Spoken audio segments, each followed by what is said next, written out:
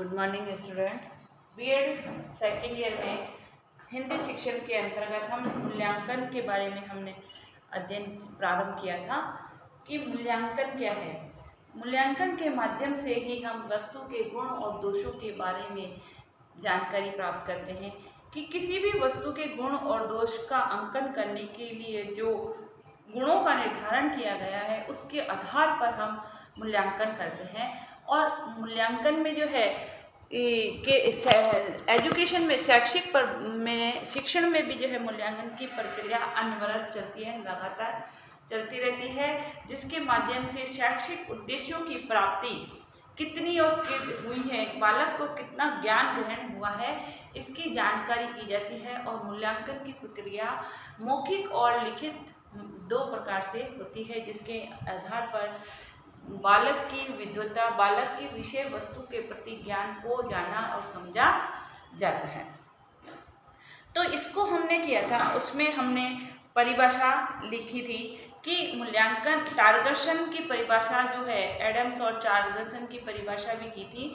मूल्यांकन करना किसी वस्तु या प्रक्रिया के महत्व को निर्धारित करता है कि इम्पोर्टेंस महत्व कि उसका कितना महत्व है, कितना इम्पोर्टेंस है। इस प्रकार शैक्षिक मूल्यांकन शिक्षण प्रक्रिया या सीखने के अनुभव के औचित्य की मात्रा पर निर्णय प्रदान करता है कि बालक ने कितना सीखा है, कितने स्तर तक सीखा है, उसका आईक्यू लेवल कितना बढ़ा है। ठीक है, आज का हमारा टॉपिक है कि मूल्यांकन का महत्व। मूल्यांकन के महत्व में मूल्यांकन का महत्व जो है,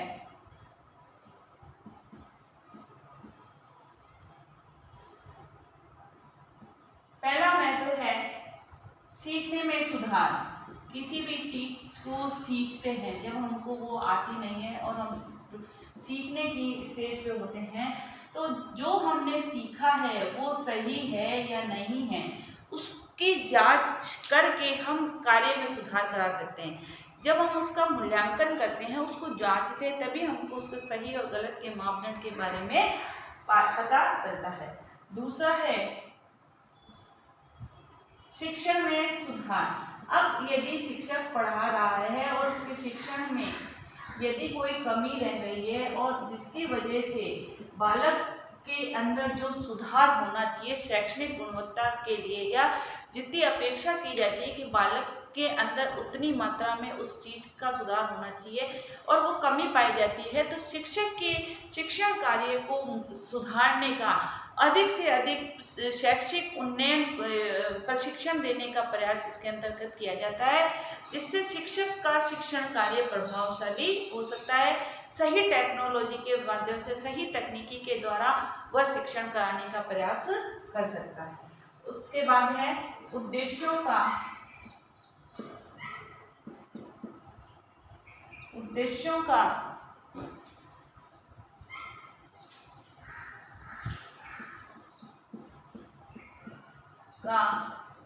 निर्धारण। उद्देश्यों का निर्धारण जो हम करते हैं कि हमारे पढ़ाने के पश्चात बालक के व्यवहार में ये परिवर्तन आएंगे, तो वो परिवर्तन कराए जा सकते हैं। इसके बाद है पाठ्यक्रम में परिवर्तन की आवश्यकता। पाठ्यक्रम में परिवर्तन की आवश्यकता। यदि पाठ्यक्रम में सुधार की आवश्यकता होती है, पाठ्यक्रम निर्माण के सिद्धांत में आप पढ़ोगे और फर्स्ट ईयर में भी पढ़ा होगा कि उसमें लचीलापन होना चाहिए। लचीलापन जो फ्लेक्सिबिलिटी है वो यही इसी वजह से रखी जाती है, समय परिस्थिति काल के अनुसार हर चीज़ अपना मूल्य और अपनी वेटेज खो देती है, तो उसके अंदर हमको परिवर्तन करना पड़ता है, उसमें हमको सुधार करना पड़ता है। तो समय परिस्थिति के अनुसार हमको हर चीज़ अभी वर्तमान में टेक्नोलॉजी का जो है शिक्षा के क्षेत्र में भरपूर विकास हो रहा है, तो टेक्नोलॉजी को अपनाने में, टेक्नोलॉजी को के द्वारा शिक्षण कराने पर जो है बल दे रहा है। डिजिटल भारत के अंदर आज वर्तमान में हम ऑनलाइन सारा काम कर रहे हैं कोरोना महामारी के कारण, तो ऑनलाइन काम का कब करेंगे? जब हमको टेक्नोलॉजी का ज्ञान होगा। तो ये एक नया परिवर्तन है। तो समय के अनुसार पाठ्यक्रम में समय समय पर जो है परिवर्तन किया जाता है।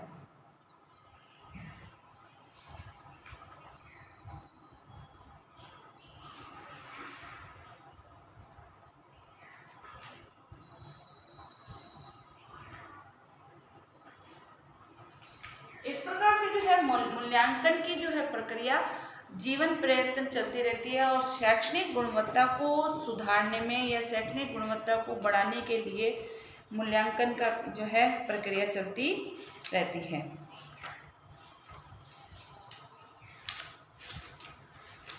क्योंकि बिना मूल्यांकन के शिक्षा की गुणवत्ता में सुधार नहीं किया जा सकता है, ये माना जाता है। तो हिंदी शिक्षण भी जो है उससे अछूता नहीं है। हिंदी शिक्षण में भी जो है समय समय पर विषय के अंदर नए नए मापदंडों को, नई नई टेक्नोलॉजी को अपनाकर उस टेक्नोलॉजी का सही उपयोग हो रहा है या नहीं हो रहा है, इसकी जांच के लिए जो है मूल्यांकन की प्रक्रिया को अपनाया जाता है।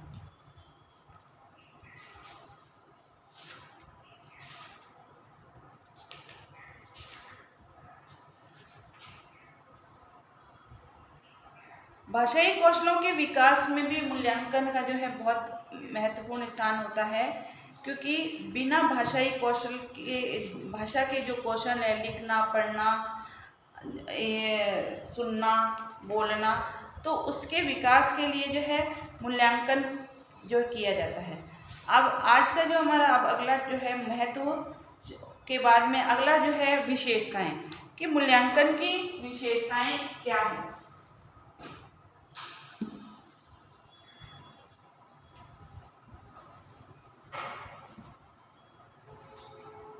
विशेषताएं,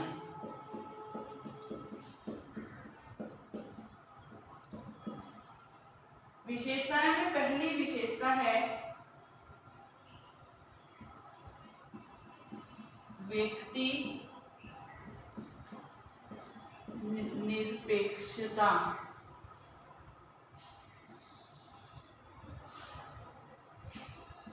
निरपेक्षता। दूसरे है शुद्धता।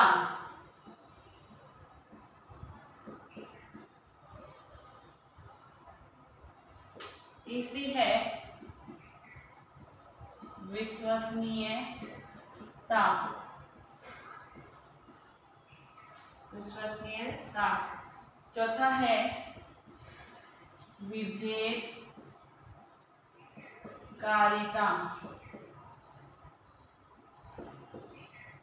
विभेदकारिता। पांचवा है व्यापकता।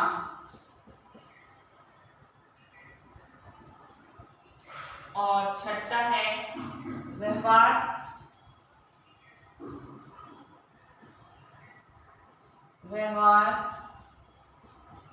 गम्यता। मूल्यांकन की विशेषताओं में पहली विशेषता है व्यक्ति निरपेक्षता, अर्थात मूल्यांकन में व्यक्तिगत रुचि को व्यक्तिगत महत्व नहीं दिया जाता। मूल्यांकन के लिए जो मेजरमेंट, जो मापदंड निर्धारित होते हैं, वे उस किसी भी चीज़ का जब हम मूल्यांकन करते हैं तो उस मूल्यांकन के लिए उसके गुणों का निर्धारण किया जाता है और उस गुणों को निर्धारित करके उसके आधार पर उसके सही और गलत के बारे में बताया जाता है, ना कि व्यक्तिगत रुचि या व्यक्तिगत मूल्य को ध्यान में रखकर जो है मूल्यांकन किया जाता है। दूसरा है कोई भी मूल्यांकन करे उसमें पूर्णतः शुद्धता होनी चाहिए हर व्यक्ति के द्वारा, क्योंकि जब गुण निर्धारित हो गए, मापदंड निर्धारित हो गए, तो जो भी व्यक्ति उन मापदंडों को लेकर उसका मूल्यांकन करेगा तो उसके अंकन में किसी भी प्रकार की कोई जो है हेरा फेरी नजर नहीं आएगी। तो कोई भी मूल्यांकन करे तो उसमें शुद्धता होनी जरूरी है। बिना शुद्धता के मूल्यांकन की प्रक्रिया सही नहीं चल सकती है, गलत हो सकती है। तीसरा है विश्वसनीयता। मूल्यांकन में विश्वसनीयता होनी चाहिए। विश्वसनीयता के अभाव में मूल्यांकन की प्रक्रिया जो है सही नहीं होगी, सही मूल्यांकन नहीं होगा।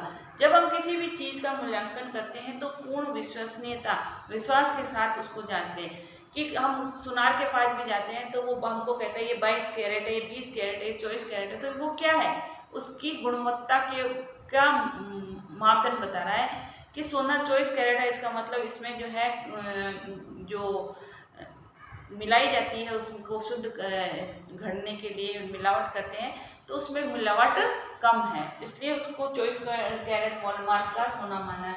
तो हर चीज़ विश्वसनीय होनी चाहिए, चाहे कोई भी करे। विभेदकारिता उसमें मतलब जो मूल्यांकन है उसको अलग अलग विभिन्नता को लिए हुए होना चाहिए। एक ही तरीके से मूल्यांकन यदि हम करेंगे कि मौखिक में भी एक ही मूल्यांकन, लिखित में भी एक ही मूल्यांकन है, क्रिएटिविटी में भी एक ही मूल्यांकन, तो हर मूल्यांकन के मापदंड भी अलग अलग होते हैं और उन मापदंड के आधार पर ही हमको मूल्यांकन करना चाहिए।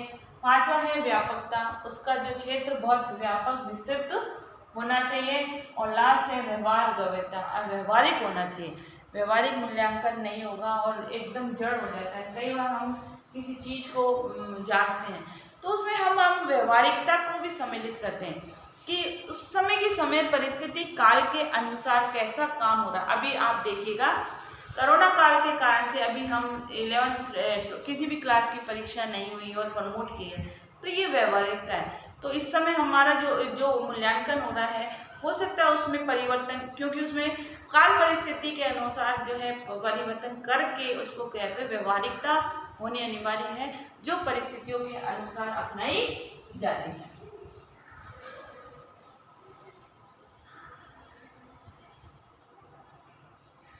ग्रे कार्य लिखिए।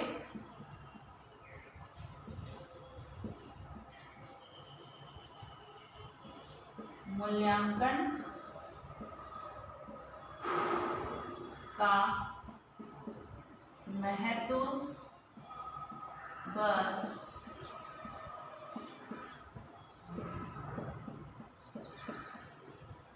विशेषताएं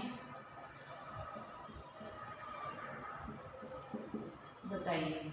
साथ ही घर में रहिए, सुरक्षित रहिए, जब भी घर से बाहर निकलें मास्क लगाकर निकलें। Okay, thank you.